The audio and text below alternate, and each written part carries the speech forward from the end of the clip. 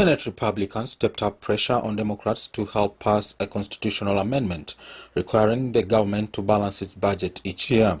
I think this is making it needlessly complicated and contentious.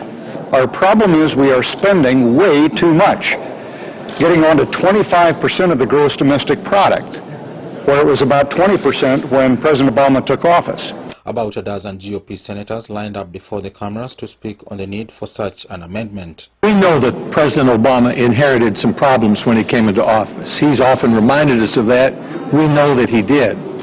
The problem we have with his agenda is that by his decisions, he's made the problems worse.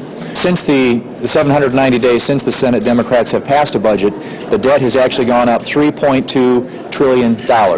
So we have a debt and a spending problem in Washington, D.C., not a revenue problem, and a debt and spending problem that is directly connected to the issue that most Americans are concerned about, and that's jobs and the economy. The president had a choice, and I believe the choice that he made has made matters worse. We need American jobs, not sending those jobs overseas, and by the president asking other countries to produce oil that he's not willing to have produced in the United States, and he continues to block, including in the Gulf of Mexico. He continues to make, for our economy, make matters worse. All 47 Republicans have co-sponsored a balanced budget proposal authored by Utah Senators Orrin Hatch and Mike Lee. But not one Democrat has signed on.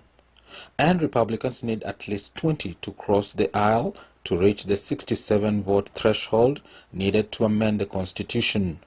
Even if it cleared Congress, the amendment will need to be ratified by 3/4 of states to become law. Obviously, if it's possible to deal with the spending problem and the entitlement reforms, that's our first choice. But if the president and his party refuse to do the right thing, then in the Senate, they're going to be required to vote to raise the debt limit, and we'll have a referendum in 2012 on that decision. The new push for the amendment comes amid a split in the GOP over an anti-spending pledge. Aaron Ocheng, MAC TV News.